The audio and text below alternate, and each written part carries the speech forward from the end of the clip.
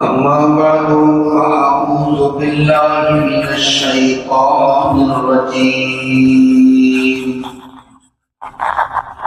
بسم الله الرحمن الرحيم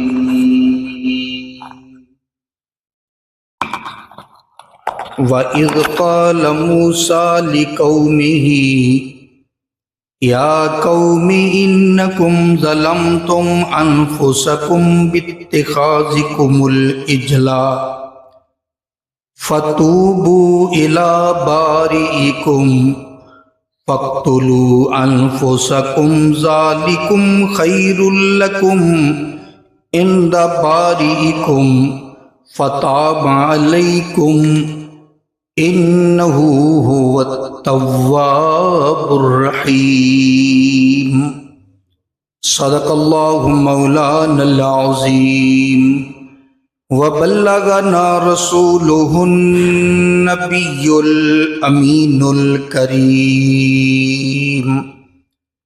ونحن على ذلك لمن الشاہدین والشاکرین والحمد للہ رب العالمین۔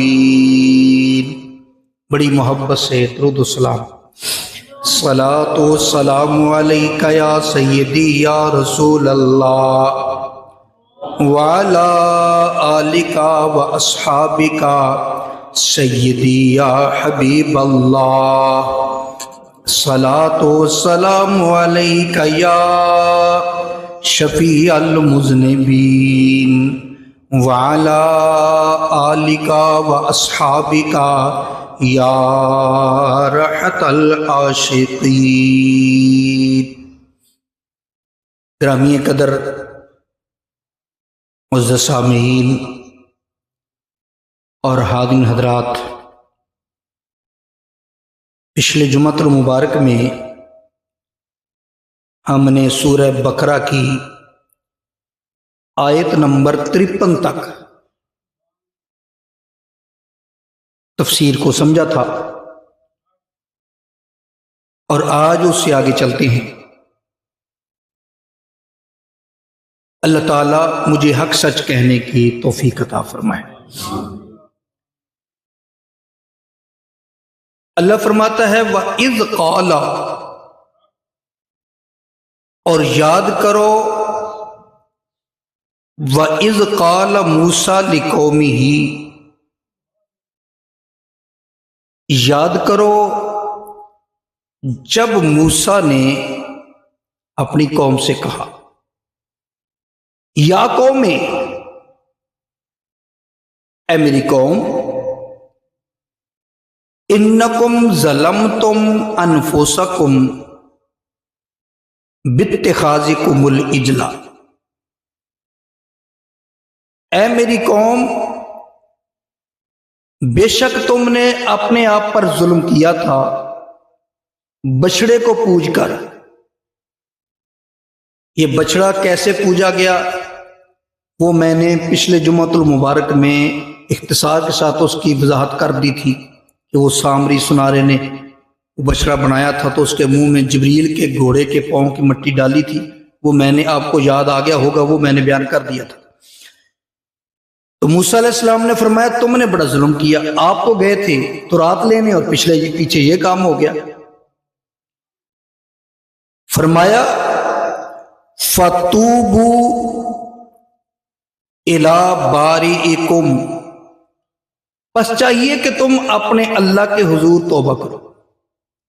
فَاقْتُلُوا أَنفُسَكُمْ، جن لوگوں نے بچڑا نہیں پوجا وہ ان لوگوں کو قتل کریں جنہوں نے بچڑا پوجا تھا۔ اب اس پر مفسرین نے کئی اقوال درج کیے ہیں۔ بعض کہتے ہیں کہ یہ وقوع نہیں ہوا قتل کا، انہوں نے توبہ کی، اللہ نے معاف کر دیا۔ بعض نے کہا وقوع ہوا، اس میں اختلاف ہے مفسرین کا۔ تو اللہ فرماتا ہے فَاقْتُلُوا أَنفُسَكُمْ، تم اپنوں کو قتل کرو جنہوں نے بچڑے کو پوجا تھا۔ ذالکم خیر لکم، یہ تمہارے لیے بھی بہتر ہے، اور عند بارئکم تمہارے خالق کے نزدیک بھی یہ بہتر ہے. فتاب علیکم پس اللہ نے ان کی توبہ کو قبول کر لیا. اس کا مطلب یہ ہوا کہ انہوں نے توبہ کر لی تھی تو اللہ نے ان کی توبہ کو قبول کیا. انہ هو التواب الرحیم بے شک وہی ہے توبہ کو قبول کرنے والا. اس کے بعد آگے اللہ فرماتا ہے وَإِذْ قُلْتُمْ يَا مُوسَىٰ اے بنی اسرائیل والو اس وقت کو یاد کرو. جہاں بھی اذ آئے گا نا اس کا مطلب ہوگا یاد کرو جب تم نے یوں کیا. جہاں بھی اذ آئے گا یہ اصل میں ہے وذکر. تو اللہ فرماتا ہے وَإِذْ قُلْتُمْ اور اس وقت کو یاد کرو جب تم نے کہا لن نؤمن لک حتی نری اللہ جہرۃ اے موسیٰ ہم ہرگز تجھ پر ایمان نہیں لائیں گے جب تک ہم اپنے اللہ کو ظاہراً سامنے دیکھ نہ لیں. حتی نری اللہ جہرۃ جہراً نہ دیکھ لیں ظاہری طور پہ اللہ ہمیں نظر آنا چاہیے. جب انہوں نے یہ بات کی اللہ فرماتا ہے فَأَخَذَتْكُمُ الصَّاعِقَةُ وَأَنْتُمْ تَنظُرُونَ تو پھر کیا ہوا جنہوں نے یہ کہا تھا کہ ہم تو ہرگز ایمان نہیں لائیں گے اس وقت تک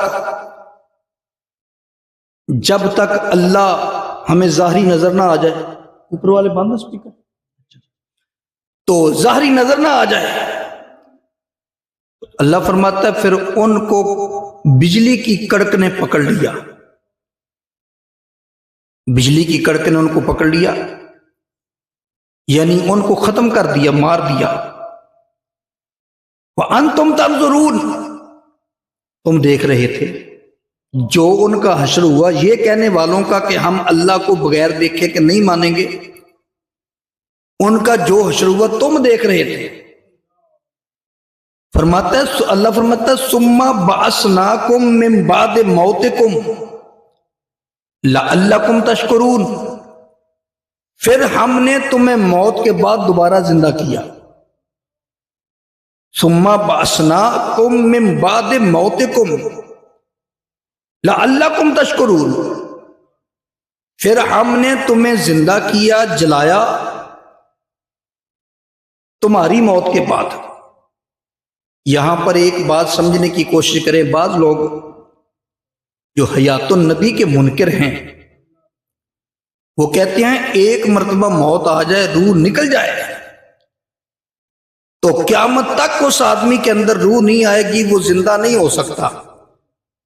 ان کو دیکھنا چاہیے اللہ فرماتا ہے ہم نے تمہیں زندہ کیا تمہاری موت کے بعد. بھئی ہو تو نہیں سکتا لیکن اگر اللہ چاہے تو کر سکتا ہے. ابھی قرآن پاک کے اندر آپ کئی مثالیں دیکھیں گے کہ اس کی روح نکل گئی تھی وہ آدمی مر گیا تھا اللہ نے دوبارہ زندہ کیا. ابھی شاید اگلے درس میں یا اس سے اگلے درس میں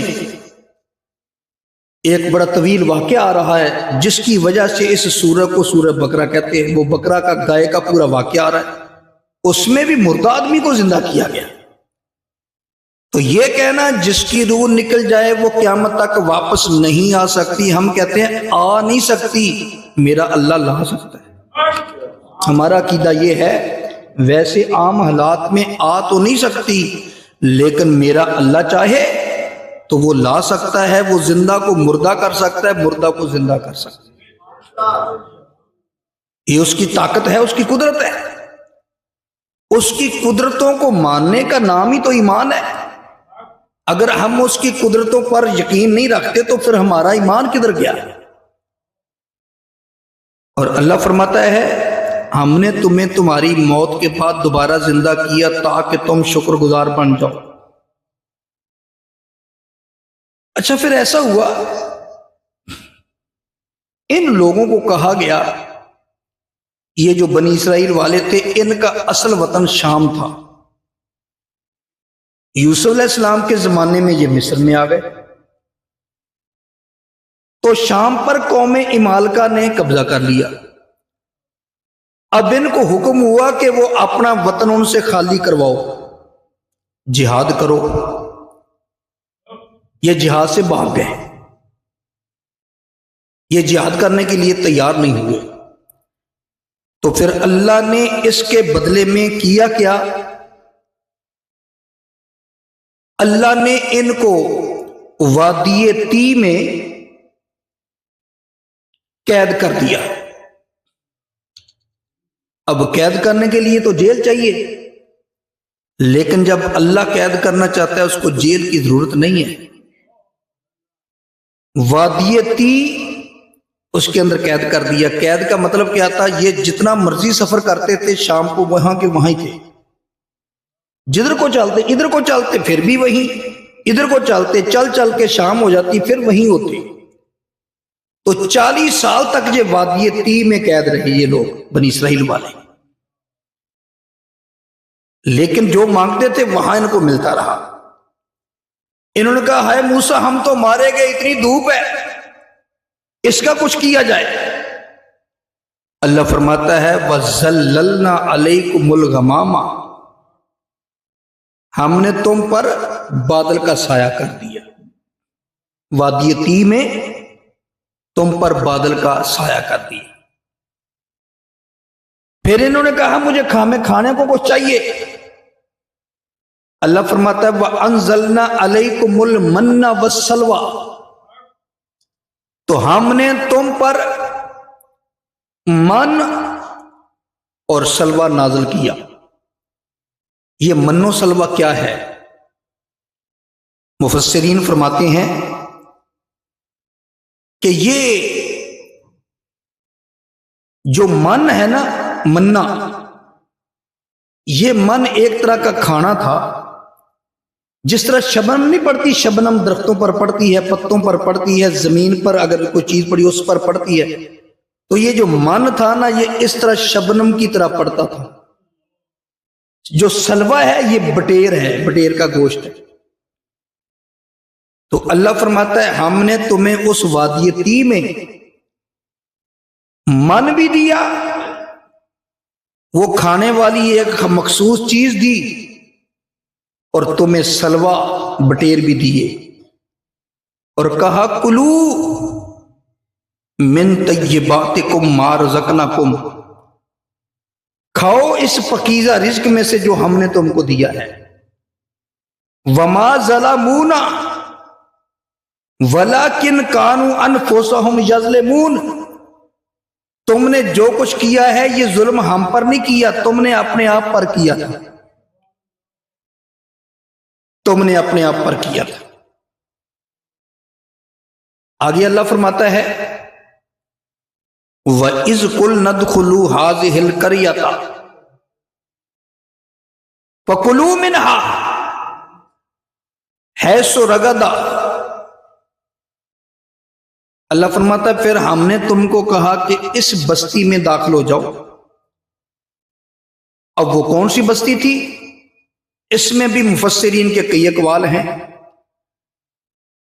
ان میں ایک قول یہ ہے کہ وہ ایک بستی تھی جو موسیٰ علیہ السلام کے زمانے میں ہی انہوں نے فتح کی تھی.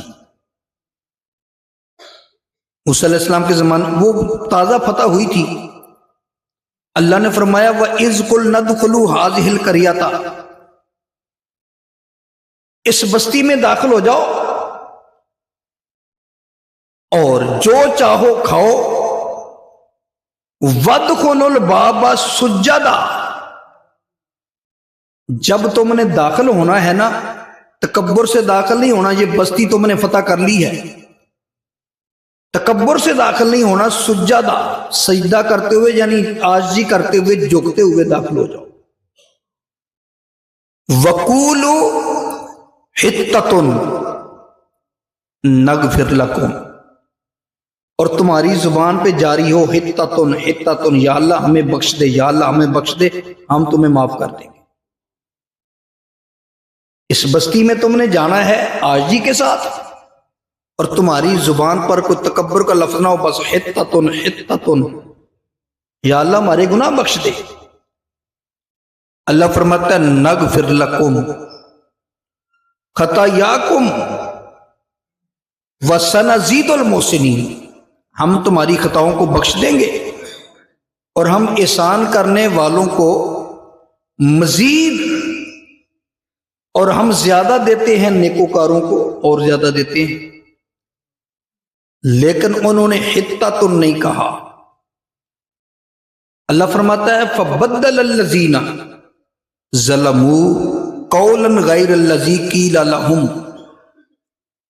ان لوگوں نے جو ہم نے کہا تھا کہ تم یہ جملہ بولتے ہوئے جاؤ، انہوں نے اس کو بدل دیا، نہیں کہا۔ کیا کہا؟ بعد نے کہا جی انہوں نے کہا ہنتتن ہنتتن، ہنتتن کا مطلب تو یہ تھا ہمیں گندم چاہیے، فرمایا گیا تھا حتتن کہو، لیکن انہوں نے بدل دیا جنہوں نے ظلم کیا اپنے آپ پر۔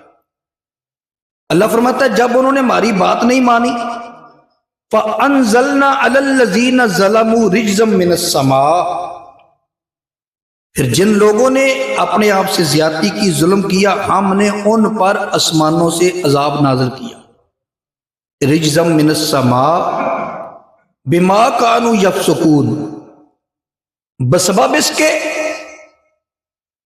کہ یہ لوگ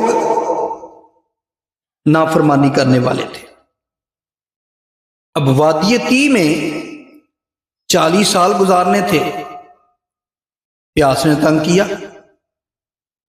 اے موسیٰ ہمیں پیاس لگی ہے، ہمارے پاس پانی نہیں، ہمیں پانی چاہیے۔ اللہ فرماتا ہے وَإِذِ اسْتَسْقَىٰ مُوسَىٰ لِقَوْمِهِ فَقُلْنَا اضْرِب بِّعَصَاكَ الْحَجَرَ فَانْفَجَرَتْ مِنْ اثْنَتَا عَشْرَةَ عَيْنًا، اس وقت کو یاد کرو جب موسیٰ علیہ السلام کی قوم نے موسیٰ علیہ السلام سے پانی مانگا۔ موسیٰ پانی چاہیے، وہیں وادی تی میں موسیٰ پانی چاہیے، یا اللہ یہ پانی مانگ رہے ہیں۔ اللہ فرماتا فَقُلْنَا اضْرِب بِّعَصَاكَ الْحَجَرَ، پیارے موسیٰ یہ جو تیرے ہاتھ میں عصا ہے، ڈنڈا ہے نا، اس پتھر پہ مار دے۔ اب پتھر پہ ڈنڈا مار دے، پتھر پہ ڈنڈا مارا، فَانْفَجَرَتْ مِنْ اثْنَتَا عَشْرَةَ عَيْنًا، موسیٰ علیہ السلام نے ڈنڈا مارا، 12 چشمے اس سے پھوٹ پڑے، اور یہ 12 ہی قبیلے تھے، یہ جو بنی اسرائیل والے تھے نا، ان کے 12 قبیلے تھے، تو 12 چشمے پھوٹ پڑے اس پتھر سے۔ یہاں پر بات کرتا جاؤں، صدقے جاؤں موسیٰ کلیم اللہ کی عظمت پر، پہاڑ کی چٹان پہ ڈنڈا مارا، 12 چشمے پھوٹ پڑے۔ یہ کوئی کم عظمت نہیں ہے، یہ بڑی عظمت ہے۔ تم نے جہاں سے پانی نکالنا ہو، تم وہ بورنگ کرتے ہو، کیا کچھ کرتے ہو، موسیٰ علیہ السلام نے صرف ڈنڈا مارا، عصا مارا، 12 چشمے پھوٹ گئے۔ یہ بڑا کمال ہے، لیکن یہ کمال بڑا ہونے کے باوجود میرے نبی کا کمال اس سے بھی بڑا ہے۔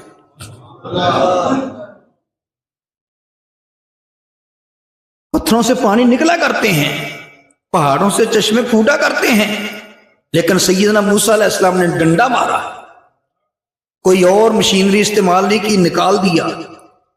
میرا نبی تو وہ ہے، جنگ سے واپس آ رہے تھے، صحیح بخاری میں ہے، صحابہ نے عرض کی یا رسول اللہ پانی نہیں ہے، میرے نبی نے 5 انگلیوں سے 5 چشمے جاری کر دیے۔ پتھروں سے چشمے جاری ہوتے ہیں، انگلیوں سے چشمے جاری نہیں ہو سکتے۔ میرے نبی وہ ہیں جو انگلیوں سے بھی پانی کے چشمے جاری کر رہے ہیں۔ اور پھر تھوڑا سا اگر آپ توجہ فرمائیں، ایک مسئلہ اور بھی ثابت ہوتا ہے۔ قوم نے پانی موسیٰ سے مانگا،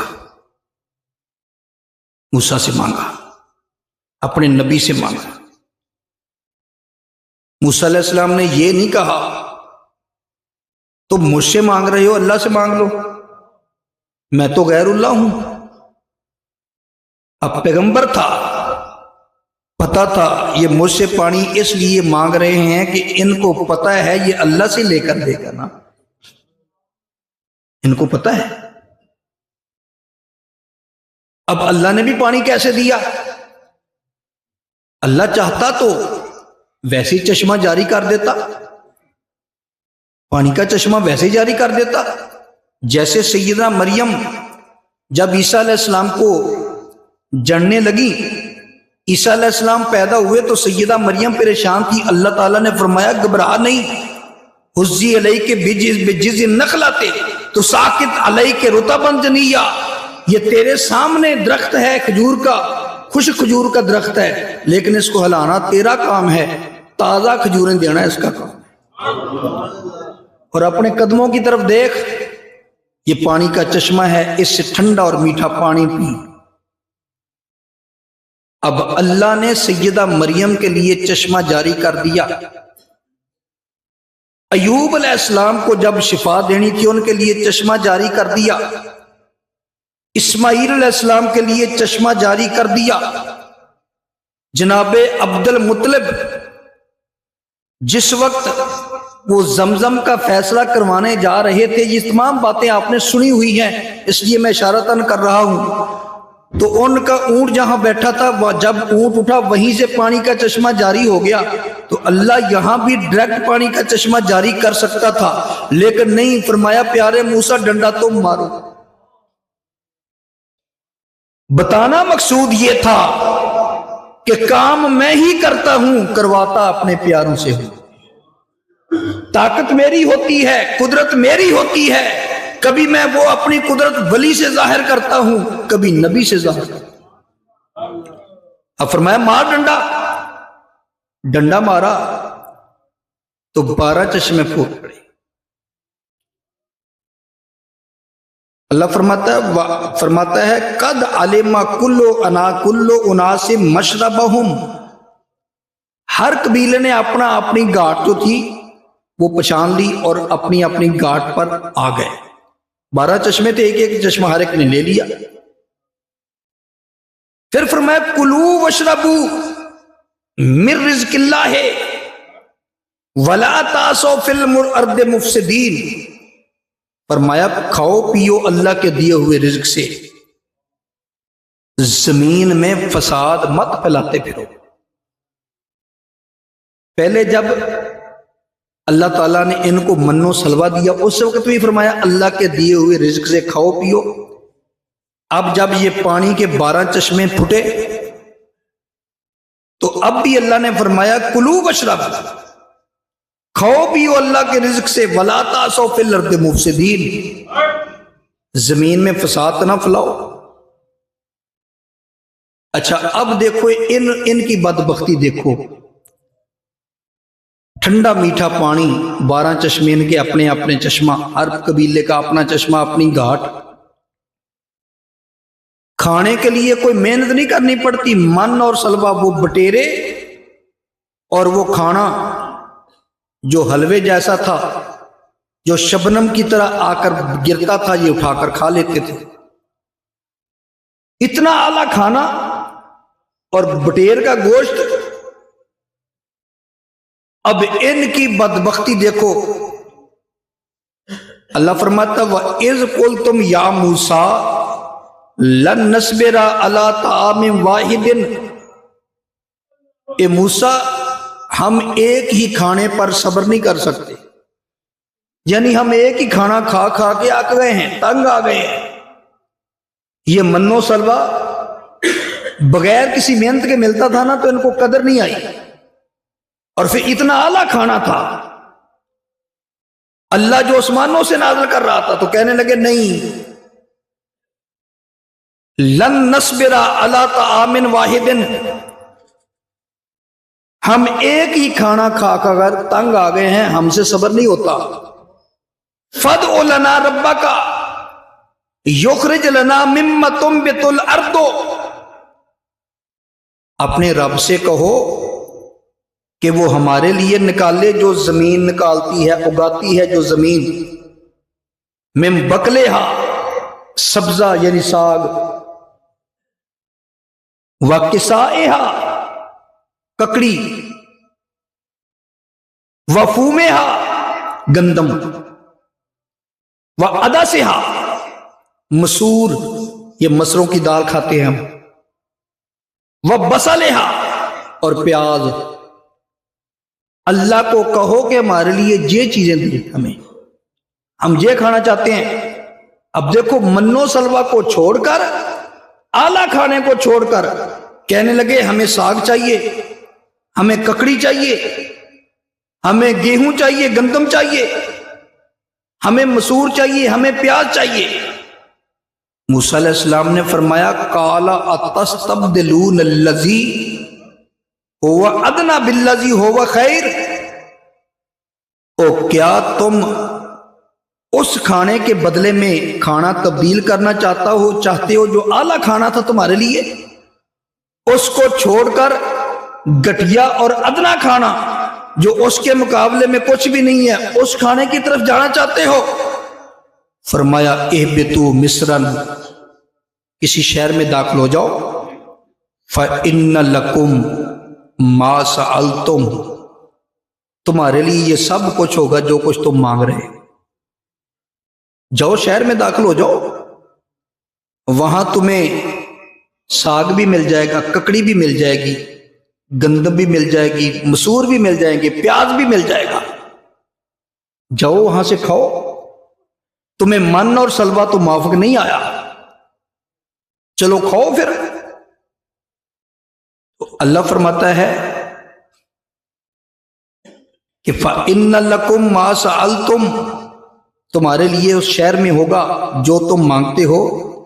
फ़दुरिबत अलैहिमुज़्ज़िल्लतु वल मस्कनतु व बाउ बिग़ज़बिन मिनल्लाह ज़ालिका बिअन्नहुम कानू यकफुरून बिआयातिल्लाह। अल्लाह फरमाता है फिर हमने उन पर मुसल्लत कर दिया जिल्लत और गुर्बत को, जिल्लत भी दे दी और गुर्बत भी उन पर मुसल्लत कर दी। आजकल ये जो तारीख दान है ना, ये जो लोग तारीख पढ़ते हैं, सीरत पढ़ते हैं, तारीख का मुताला, जोग्राफिया पढ़ते हैं, वो कहते हैं देखो जी यहूदी को गरीब हैं, इतने इतने अमीर हैं, इसका क्या मतलब हुआ? अल्लाह फरमाता है हमने इन पर जिल्लत और गुर्बत मुसल्लत कर दी और हमने, और वो अल्लाह की नाराजगी के मुस्तहिक ठहरे। और ये सब कुछ इसलिए था कि इन्होंने अल्लाह की आयतों का इनकार किया। कहते हैं जी इतने अमीर यहूदी हैं, तुम्हें अमीर नजर आते हैं, गरीब नजर नहीं आते। यहूदी गरीब से गरीब भी मौजूद है। जरा सैर करो दुनिया की, तुम्हें अमीर अमीर यहूदी नजर आते हैं चंद एक, इनके अंदर जो गरीब हैं वो गरीब तरीन हैं, तर भी नहीं गरीब तरीन हैं। अल्लाह का कुरान गलत नहीं हो सकता। बाद लोग कुरान को तरीक से मिलाने की कोशिश करते हैं। हम कहते हैं जहां तरीक कुरान से टकराती हो हम तरीक को रद्द कर देंगे, कुरान को तो रद्द नहीं किया जा सकता। तो अल्लाह फरमाता है ये गजब के अल्लाह की नाराजगी के हकदार हो गए। और इनका एक कसूर ये था वयक़्तुलून अन्नबिय्यीन बिग़ैरिल हक़ ज़ालिका बिमा असौ व कानू यातदून। ओ बनी इसराइल वालों, तुम इतने जालिम थे, तुमने नबियों को नाहक कत्ल किया। ये बनी इसराइल वालों ने नबियों को भी कत्ल किया है। तो अल्लाह फरमाता है वयक़्तुलून अन्नबिय्यीन बिग़ैरिल हक़, ये नबियों को नाहक कत्ल करते थे। अब मैं उस तफसील में नहीं जाता किस किस नबी को इन्होंने कत्ल किया, वो इंशाअल्लाह कहीं किसी मुकाम पे तफसील आएगी। लेकिन बात करना, यहां पर मैं एक बात करना चाहूंगा ایک حدیث پاک ہے، لوگ بڑی اچھالتے ہیں، وہ کہتے ہیں دیکھو جی ایک آدمی آیا، منافق تھا وہ، نبی علیہ الصلوۃ والسلام کے پاس آیا، کلمہ پڑھا اوپر سے، کہنے لگا جی ہمارے علاقے میں کچھ قاری بھیجیں، کوئی عالم بھیجیں، وہ وہاں تبلیغ کرے، کافی لوگ مسلمان ہو جائیں گے۔ نبی علیہ السلام نے 70 قاری بھیجے، 70 قاری بھیجے، تو ان 70 قاریوں کو اس نے لے جا کر قتل کر دیا، قتل کر دیا۔ نبی پاک علیہ السلام کو بڑا دکھ ہوا۔ اتنی بات کر کے اب استدلال کیا کرتے ہیں، کہتے ہیں تم کہتے ہو نبی پاک علیہ السلام کو علم غیب تھا، اگر علم غیب تھا تو نبی علیہ السلام کو پتہ تھا کہ وہ قاریوں کو قتل کر دے گا، انہوں نے بھیجے کیوں؟ بھیجے ہی کیوں؟ ماننا پڑے گا علم غیب نہیں، اگر علم غیب ہوتا تو کیوں بھیجتے، اور اگر علم غیب تھا تو ان کے خون کا ذمہ دار کون ہے؟ لوگ اس حدیث سے استدلال کرتے ہیں، اس کا جواب قرآن سے دے رہا ہوں، جو مفہوم نکالتے ہیں، حالانکہ مفہوم یہ نہیں بنتا۔ اس کا ایک جواب تو یہ ہے، یہ نبی پاک کے علم کی دلیل ہے، میرے نبی نے چنے ہی وہ آدمی تھے جن کی موت کا وقت آ چکا تھا۔ لیکن قرآن سے اس تفسیر میں اس کا جواب بھی موجود ہے۔ اللہ فرماتا ہے وَيَقْتُلُونَ النَّبِيِّينَ بِغَيْرِ الْحَقِّ، اے بنی اسرائیل والو تم نے نبیوں کو بغیر حق کے قتل کیا۔ اللہ کو تو علم تھا نا، اس میں تو کسی کو اختلاف نہیں، اللہ کو تو علم ہے، اللہ کو پتا تھا کہ جب میں ان کی طرف نبی کو بھیجوں گا یہ قتل کر دیں گے، تو پھر اللہ نے کیوں بھیجا؟ اللہ نے بھی تو بھیجا۔ اب اللہ کو علم تھا، اور اللہ کے علم پر کسی کو اعتراض بھی نہیں، شک بھی نہیں۔ میرے نبی کے علم پر تو شک کرتے ہیں لوگ، اللہ کے علم پر تو نہیں کرتے۔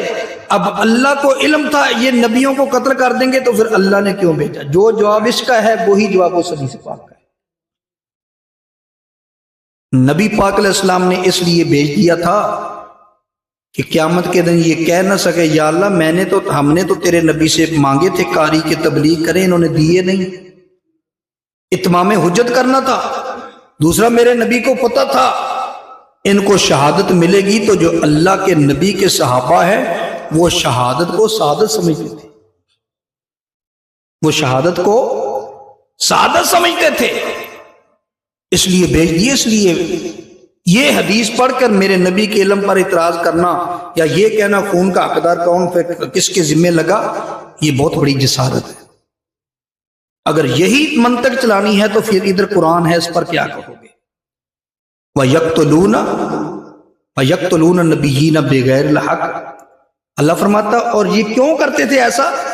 ذَلِكَ بِمَا عَصَوْا وَكَانُوا يَعْتَدُونَ، اس لیے کہ یہ نافرمان تھے اور حد سے گزرنے والے تھے۔ یہ نافرمان تھے اور حد سے گزرنے والے تھے، اس لیے انہوں نے یہ کام کیا۔ اور اس کے بعد اللہ فرماتا ہے ان الذین آمنوا، وہ لوگ جو ایمان لائے،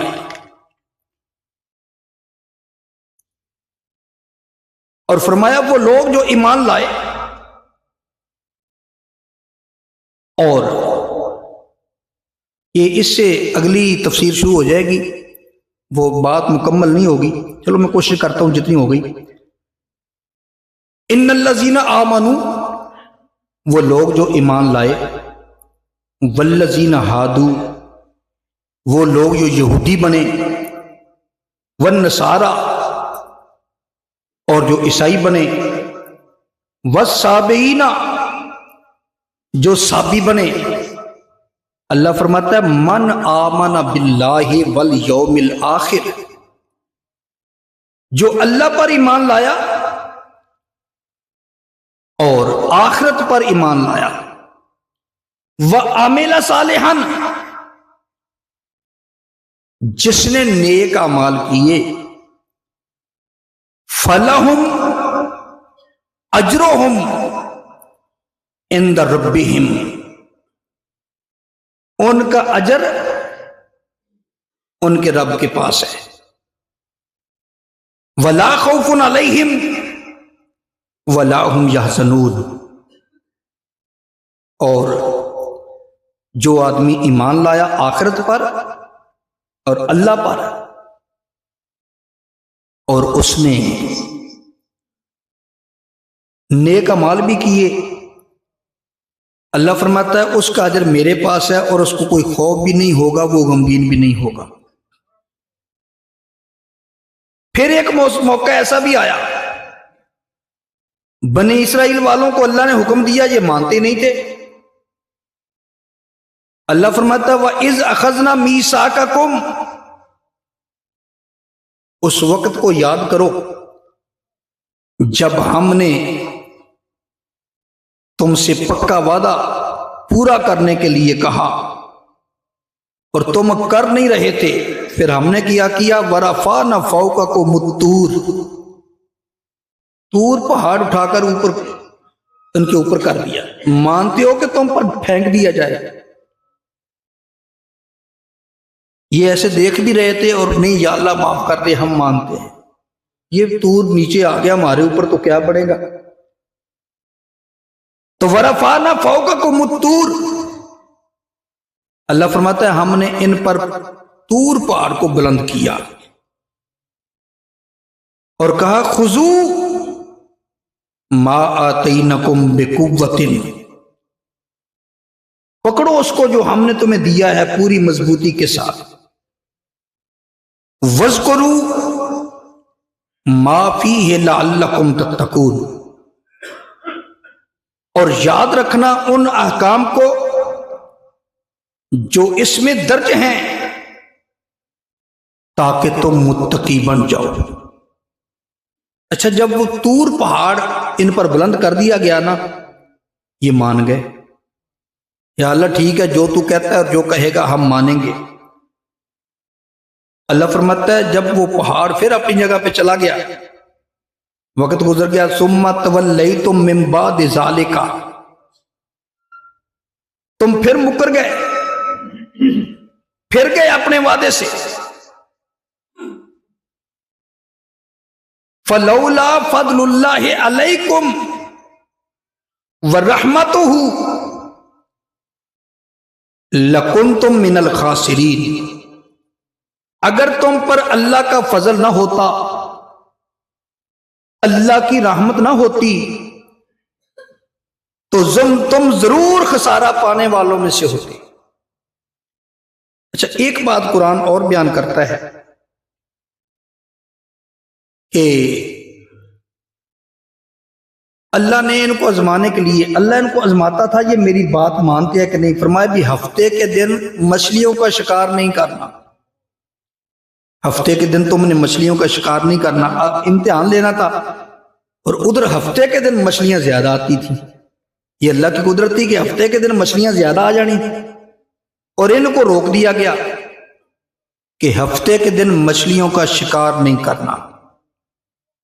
اللہ فرماتا ہے وَلَقَدْ عَلِمْتُمُ الَّذِينَ اعْتَدَوْا مِنْكُمْ فِي السَّبْتِ، اور تم خوب جانتے ہو ان لوگوں کو جنہوں نے نافرمانی کی سبت کے بارے میں۔ سبت کہتے ہیں ہفتے کو،